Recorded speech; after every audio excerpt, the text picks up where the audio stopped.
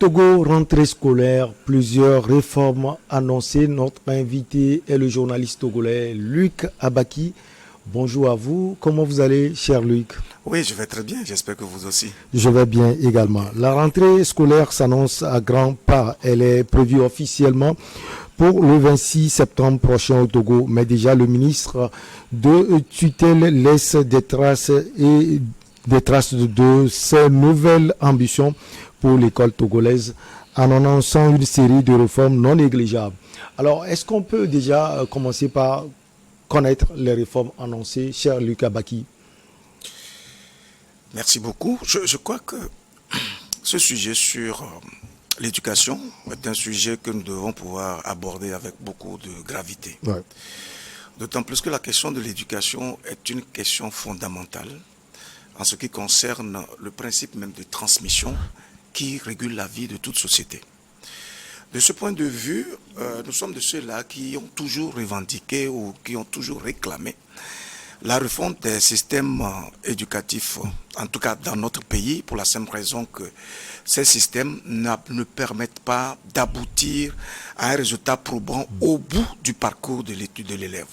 Vous imaginez que depuis la classe de CP1 jusqu'en terminale, l'élève perd pratiquement 14 ans en apprenant que la langue française, par exemple, sans avoir des outils qui lui permettent de traduire des compétences évidentes sur le terrain. Et donc, de ce point de vue, à partir de l'instant où le ministre de tutelle, notamment le professeur Doji Kogorko, engage la perspective des réformes, on ne peut que saluer. Évidemment, au travers de la note qu'il a sortie, il signale que, par exemple, au niveau des secondes littéraires, il va introduire des matières comme la philosophie. Vous savez que par le passé, la philosophie n'avait cours qu'en terminale. Ouais. Et donc, il y a la SVT également. Et donc, quand vous voyez au niveau des terminales, il y a des programmes qui sont sortis, enfin des matières qui veulent sortir et d'autres qui sont en train d'être introduites. Mais c'est toujours en français, Luc Abaki. Oui, bien sûr. Dans tous les cas, ce qui, en fait, le problème n'est pas au niveau de la langue, mais du contenu des programmes qui sera proposé aux élèves, aux apprenants. Mais pour mieux comprendre le principe des réformes, il faut questionner l'intérêt de l'éducation. Et donc, je crois que pour envisager ces réformes-là, il faut d'abord inscrire le principe de l'éducation dans un écosystème général, c'est-à-dire dans une forme de projet de société. Donc, qu'est-ce qu'on veut fabriquer comme citoyen sorti de l'école au bout de ses études? Alors, si on ne comprend pas cela, ce qui est en train d'être envisagé comme réforme n'aurait aucun résultat. Pourquoi? Parce que précisément, quand vous revisitez nos systèmes éducatifs actuels, vous vous rendez compte que, ils relèvent d'abord de l'époque coloniale. Et la seule réforme que nous avons eue au Togo, c'était en 1975. Et jusque-là, tous les nutriments qui sont inscrits dans les programmes scolaires ne donnent aucun moyen à l'élève de pouvoir être compétitif et productif. Donc l'État investit à perte.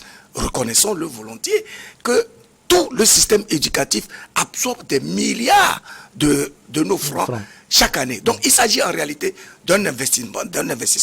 Et logiquement, cet investissement-là devait donner un résultat qui consiste à avoir des citoyens capables de contribuer significativement à la création de la richesse nationale. Malheureusement, les études montrent que tous les ans, à tous les examens confondus, nous forgeons plus de 150 000 apprenants qui sortent avec des diplômes. Et de ces 150 000, à peine 10% sont absorbés par an.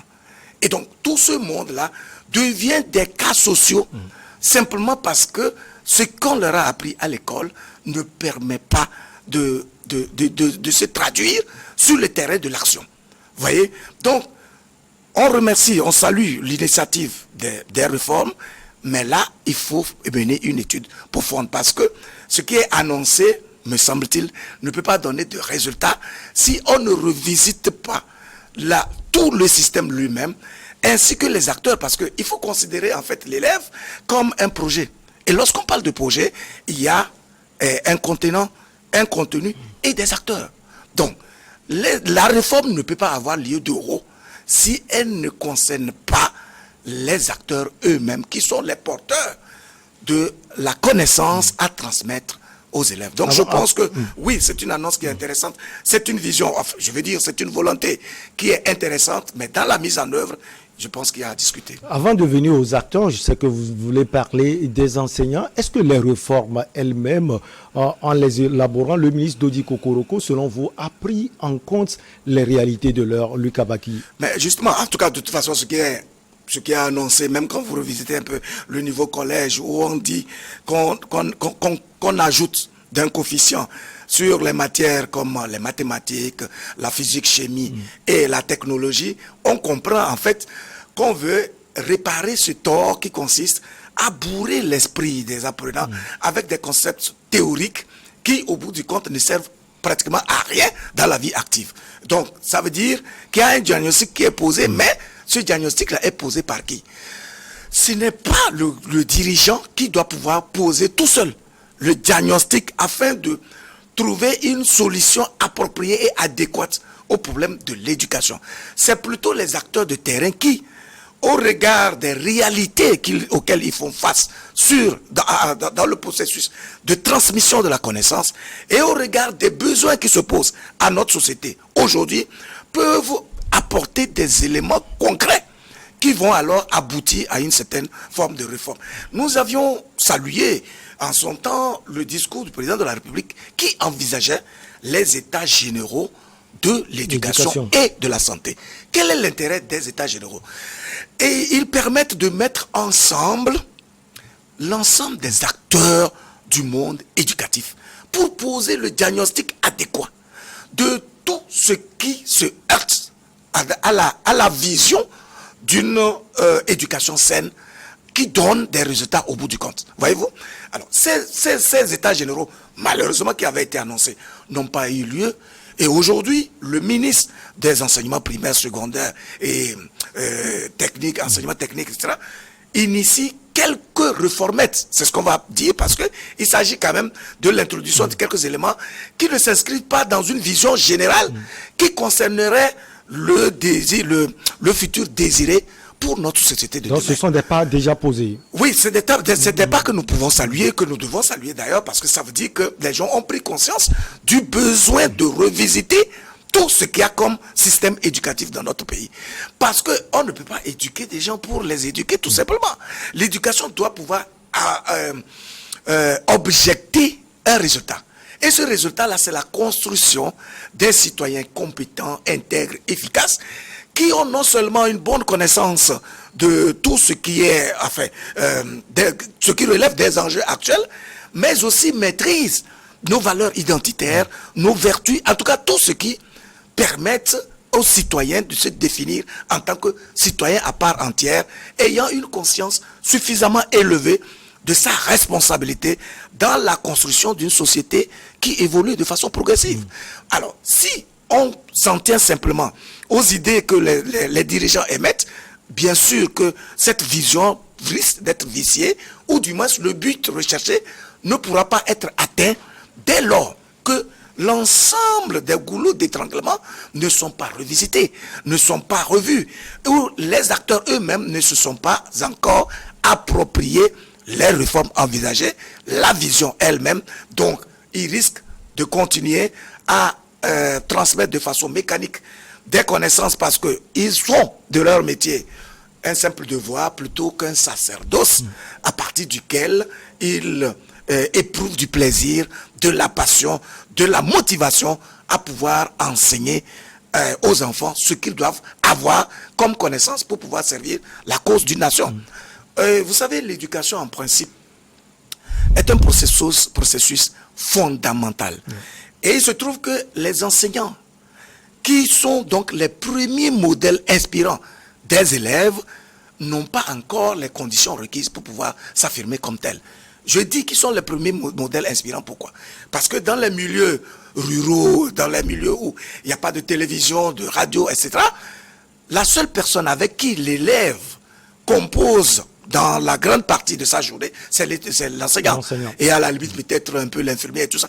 Donc, or, la vie se caractérise par la transmission et par l'appui sur des modèles. C'est-à-dire que à partir du moment où l'enseignant est la personne que l'élève voit tous les jours et de façon majoritaire, il le considère comme son modèle. Donc, si l'enseignant n'est pas dans un état d'esprit optimal qui permet de susciter l'envie de devenir enseignant demain, l'envie de servir la cause de la nation auprès de l'élève, il va recevoir, son esprit sera gavé juste de ce qu'on lui transmet, mais ça sera pour des raisons purement académiques. Et donc, au bout du compte, l'enfant n'a pas de modèle inspirant. Parce que l'enseignant est en difficulté et il ne transmet pas la connaissance avec une certaine passion, une certaine motivation. Il n'allume pas, si vous voulez, l'esprit de l'élève. Parce que pour être capable d'allumer l'esprit de l'élève, il faut que l'enseignant lui-même soit dans les conditions optimales possibles qui l'amènent à considérer son boulot non pas simplement comme un devoir, mais un sacerdoce qui sert une cause utile. Alors, Luc, parmi ces réformes, il y a l'introduction d'un chapitre sur les régions économiques du Togo et leur potentialité. Vous aviez écrit un article, Luc Abaki, et vous avez souligné que c'est très intéressant. Oui, c'est intéressant. Pourquoi? Parce qu'en fait, notre système éducatif avait cette tendance à nous donner comme nutriments intellectuels des éléments de l'extérieur. Ce qui s'est passé en France, ce qui s'est passé en Europe, on étudie les États-Unis. Donc, tous ces éléments-là, en fait, ne servent à rien. Si aujourd'hui, on inclut un chapitre qui concerne les régions économiques du pays, de notre pays, de leurs atouts, etc., on comprend en même temps la vision qui est derrière. Parce que chaque citoyen doit pouvoir impacter son environnement et après l'avoir suffisamment connu. Donc, si vous êtes citoyen togolais et vous savez que vous devez contribuer au devenir de votre pays, le minimum qu'on peut vous demander, c'est de connaître votre environnement, de connaître votre pays, les atouts dont il regorge, et à partir desquels vous pouvez forger des idées, vous pouvez faire des idées pour pouvoir implémenter des actions qui vont porter et qui vont participer à la création de la richesse nationale. Donc, les régions économiques du pays, c'est fondamental. Parce que si vous ne les connaissez pas, dès l'instant où vous êtes togolais et vous devez vivre au Togo et vous devez contribuer à la création de la richesse nationale, vous ne pouvez pas être utile si vous ne connaissez pas votre environnement, qui vous inspire les initiatives que vous aurez à prendre au bout de votre parcours scolaire. Il y a eu des carences que vous avez eu à souligner toujours dans votre article, Luc Abaki. Il y a cette question de quelle manière ces nouveaux programmes et contenus ont été conçus. Tout à fait. Je crois que je l'ai déjà effleuré dans mon intervention précédente. Vous voyez, lorsqu'on est dirigeant, au fait, il s'agit d'une opportunité qui est donnée à un citoyen d'utiliser son pouvoir de décision pour montrer sa capacité à servir la cause commune. Donc, un ministre des enseignements primaires, secondaires, etc., en tout cas de l'éducation en général, n'a d'importance ou ne peut être utile à ce secteur que si il réussit à conquérir et acquérir l'adhésion de l'ensemble des acteurs de ce secteur-là par rapport à la vision qui est envisagée. Vous voyez? Donc, ce qui veut dire tout simplement que lorsque on doit avoir des réformes ou des initiatives doivent être prises qui concernent donc un secteur comme celui-là qui est primordial et déterminant dans la régulation même de la société, il faudrait d'abord conquérir cette complicité des acteurs. Et donc, ce sont les acteurs qui, une fois qui sont dépositaires de la vision, qui est donc initiée par les gouvernants, parce que la vocation du dirigeant, c'est de pouvoir poser le diagnostic de la société et ensuite d'initier des choses, des perspectives qui permettent d'assurer l'évolution progressive de la société. Mais à cette condition précisément que le dirigeant compose avec les acteurs et leur donne le sentiment que sans eux, il n'y a pas justement des initiatives. C'est-à-dire que le devenir même de ce secteur dépend des acteurs. Donc, la réforme devrait pouvoir être initiée. Peut-être le déclic va être provoqué de haut, mais porté par l'ensemble des acteurs.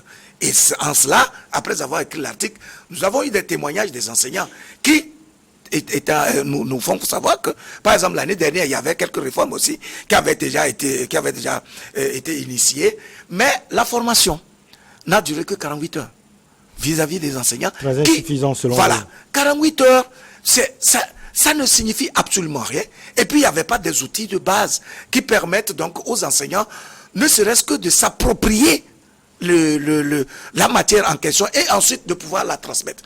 Vous ne pouvez pas être efficace dans le processus de transmission d'une connaissance ou en tout cas d'une vision à autrui si vous-même vous ne la possédez pas totalement et si vous n'en faites pas une partie intégrante de votre vocation. Bref, Voyez? le diagnostic des carences du système éducatif, selon vous, n'est pas pris en compte. Le diagnostic lui-même n'est pas encore posé. Il ne peut être posé qu'avec l'ensemble des acteurs.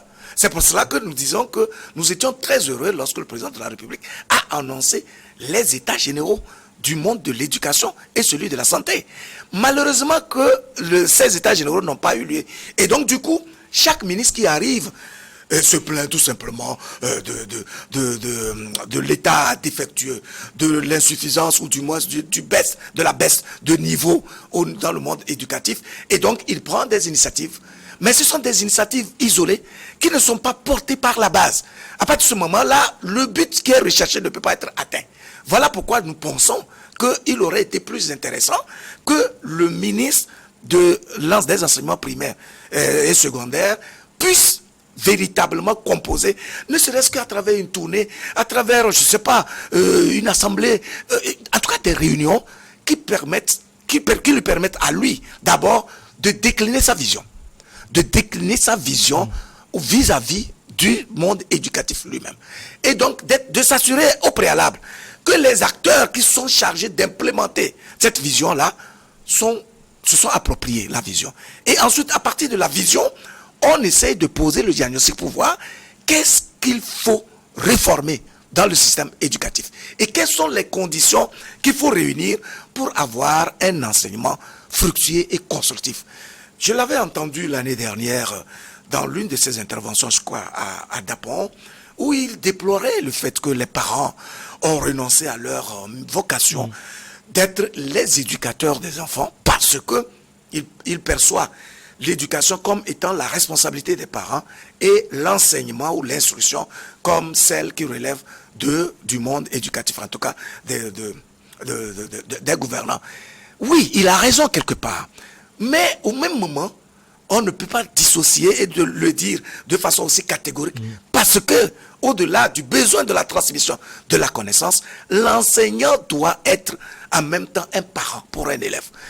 Parce que, simplement, comme je l'ai dit, l'enfant passe plus de temps avec lui. Mais au même moment, pour que la connaissance qu'il veut lui donner puisse passer, il faut qu'il s'assure de la capacité de réceptivité de l'enfant, de sa disponibilité et de son état d'esprit à pouvoir accueillir les connaissances qu'on lui donne. Donc, l'enseignant n'est pas que simplement celui-là qui transmet une simple connaissance littéraire, scientifique, etc. Mais c'est aussi un pédagogue qui doit participer à la forge des citoyens intègres, etc., etc. D'où la nécessité de le traiter avec beaucoup de déférence pour qu'il puisse jouer dans l'amplitude optimale recherchée son rôle auprès de l'enfant.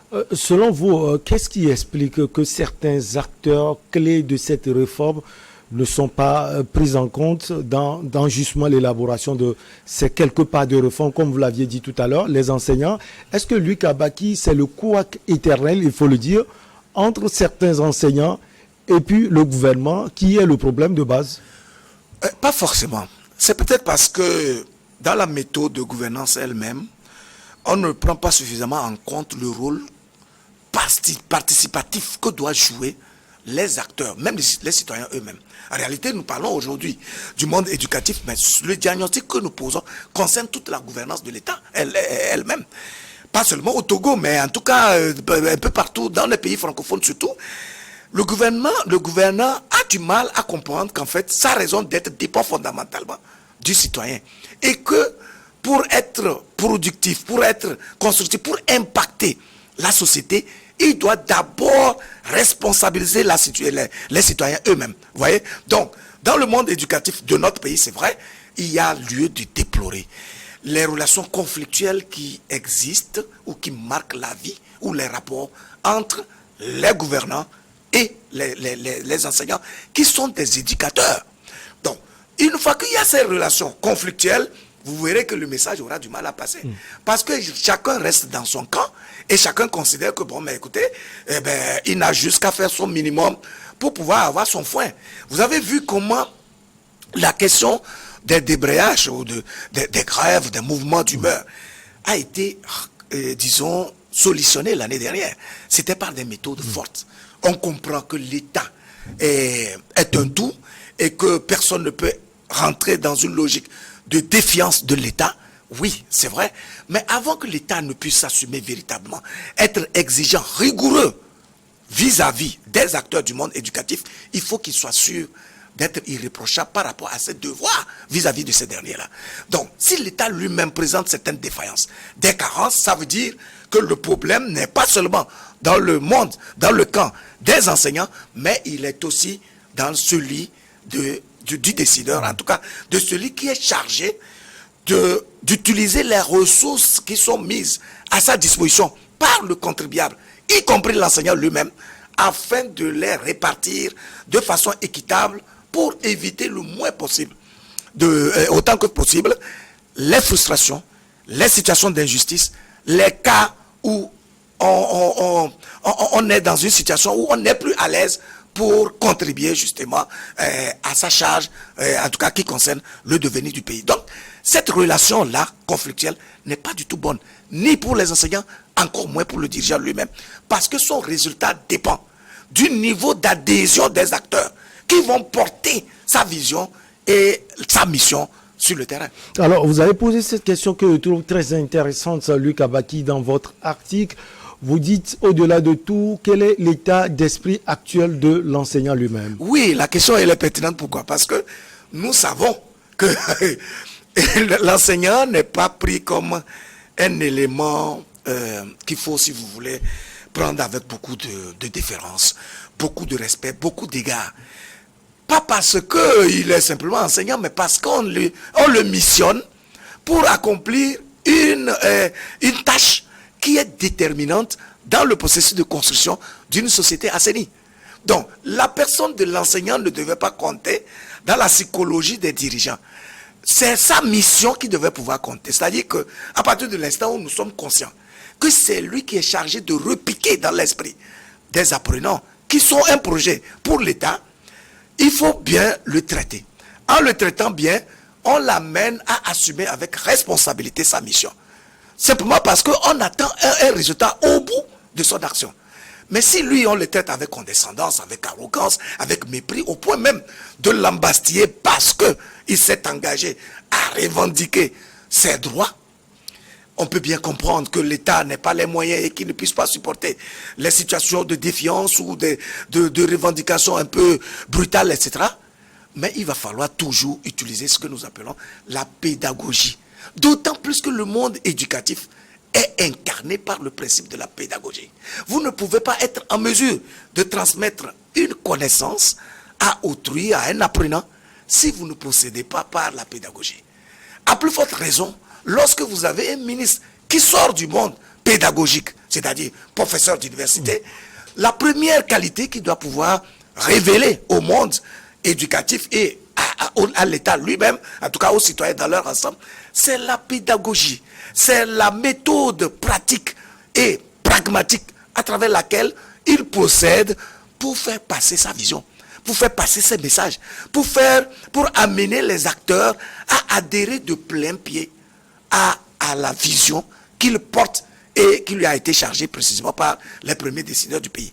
Mais j'observe que nos ministres en général aiment beaucoup trop leur bureau douillet, au point de ne sortir souvent que des lettres circulaires, de donner des notes qui doivent circuler. Mais écoutez, l'écriture, il y a un écrivain qui a dit, l'écriture n'a pas la chaleur de la voix humaine.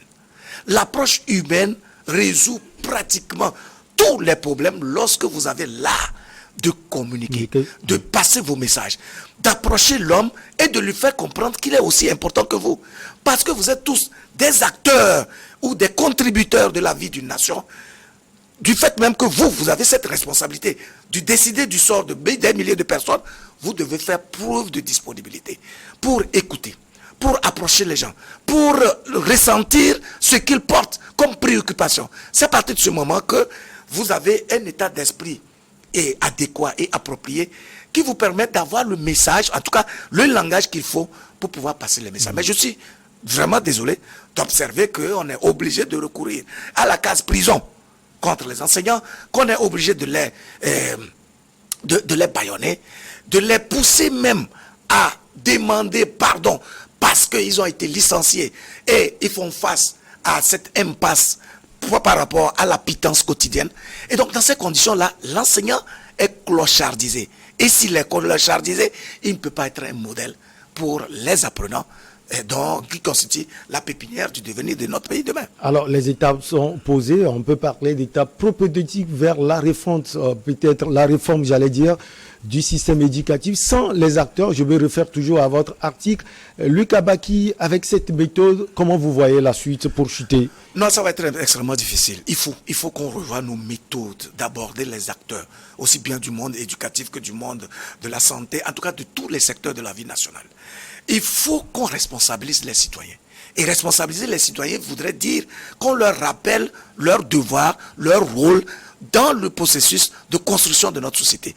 Si ce n'est pas le cas, si les citoyens n'adhèrent pas, s'ils ne se mobilisent pas à défendre la cause nationale à partir d'un certain nombre de valeurs qui sont portées par l'identité Togo elle-même, il va être extrêmement difficile, quelle que soit la brillance des idées, quelle que soit leur pertinence, qui sont initiées. Vous allez constater que sur le plan des initiatives, le gouvernement ne manque pas d'initiatives. Mais pourquoi sur le terrain, on n'a pas les résultats? C'est parce que le leadership ne prend pas en compte le devoir de regard bienveillant sur les acteurs qui va les motiver à porter, sans attendre d'injonction, la vision qui est donc initiée par le dirigeant. Merci beaucoup à vous, Luc Abaki. Vous êtes journaliste togolais. Avec vous, on a parlé de votre pays, de la rentrée scolaire.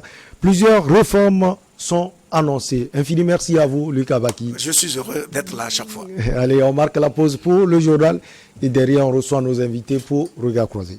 Mais...